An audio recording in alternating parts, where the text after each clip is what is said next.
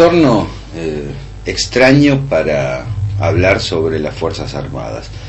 Un local muy grande, lleno de militantes, de periodistas, de analistas y de luchadores que durante largos años resistieron a la dictadura militar, de jóvenes que buscan una mayor democratización de la vida pública, y en diálogo la ministra de Defensa, hablando sobre las Fuerzas Armadas de Argentina y de América Latina. En derredor de su discurso, imágenes de muertos y desaparecidos por la represión, recordados en la agrupación Oesterheld el pasado 8 de noviembre. Cuando arranca la política de Néstor Kirchner allá por el 2003, escribimos un artículo para La Señal y para Cuestión Latinoamérica que se llamó Cambios. Observábamos que la modificación estructural de la política de defensa era estratégica, singular, muy potente y muy valiosa.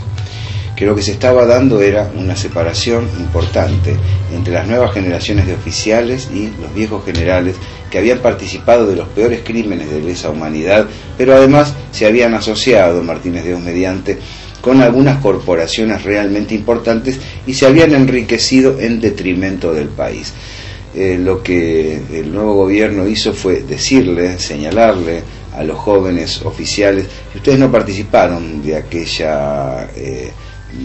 aquel genocidio, de aquella andanada antiinstitucional, porque se hacen cargo de reivindicar lo que hicieron sus antecesores. De algún modo, y pese a los pataleos, esto empezó a desplegarse con mucha potencia. Y el colofón fue a la usanza de esta gestión.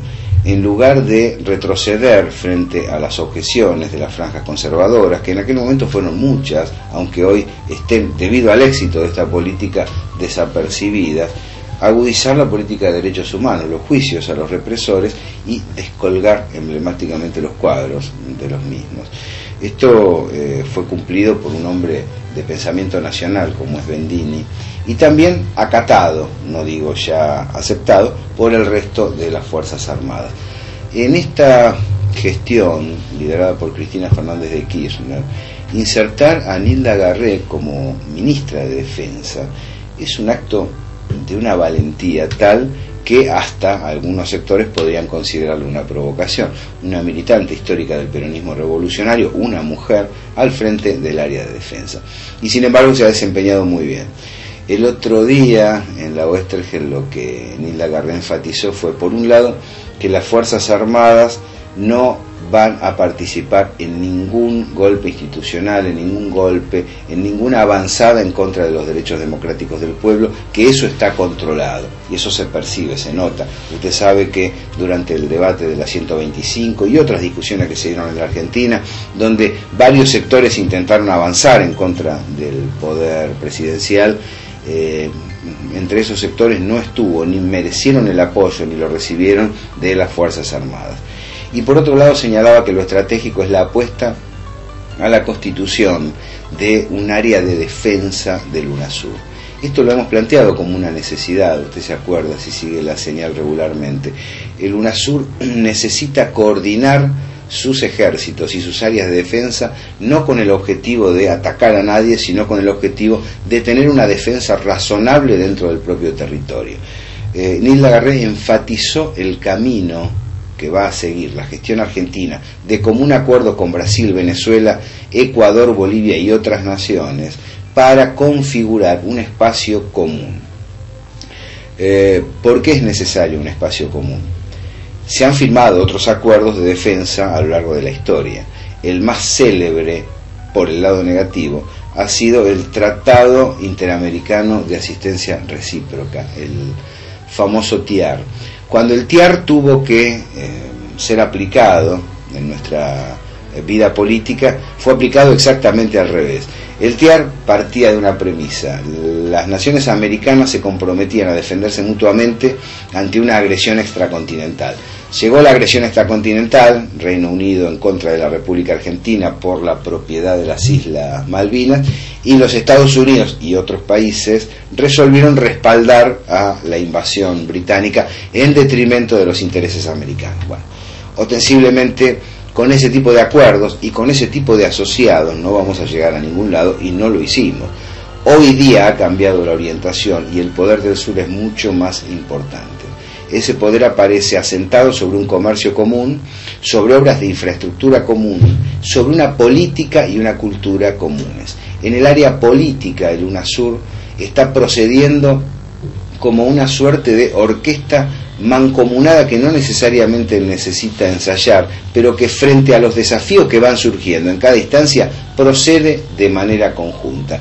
Por eso la defensa, para poder autoabastecernos, producir, pero también estar con las armas en la mano por si hay algún tipo de andanada que perjudique a alguna de las naciones del continente, o algún golpe de Estado interior fomentado desde las fuerzas imperiales, es importante desplegarlo. Nilda Garré arrancó su discurso abrazando a Elsa Oesterheld. Hemos hablado de Elsa Oesterheld, la mujer de Héctor Germano Oesterheld, madre de 4 desaparecidas por la dictadura militar. Tengo la percepción que ese abrazo significó demasiadas cosas, y los que estábamos allí presentes pudimos percibir la sensación, el entorno emotivo que dinamizó el encuentro entre esas dos mujeres. Por un lado, una representante de la resistencia peronista, por otro lado, una mujer que perdió a manos de la dictadura lo mejor de su vida, por un lado, la que controla el ejército, que hizo desaparecer a sus familiares, y sobre todo la imagen de unidas en una nueva Argentina en vez de confrontando, a pesar de los roles institucionales contrastantes que les estaba tocando jugar en este periodo. Vale la pena pensarlo para entender mucho más allá de algunas discusiones que se dan sobre los precios o sobre el PBI o sobre la situación externa con tal o cual aliado, hasta qué punto las cosas vienen cambiando, y no solo por dimensión oficial, sino también por la presión de la gente que llevó a que estas banderas se hagan públicas, notorias e irreemplazables. De hecho, la lucha de 30 años de los organismos de derechos humanos y la lucha de tantos militantes de los más variados sectores políticos y sociales en la Argentina generó una necesidad de modificaciones, de transformaciones profundas que se están plasmando, a veces con más éxito, a veces con menos, pero que se vienen plasmando y de las cuales va a ser muy difícil retroceder, sea cual fuere el gobierno que surja de los comicios del 2011. Pero esa es otra historia.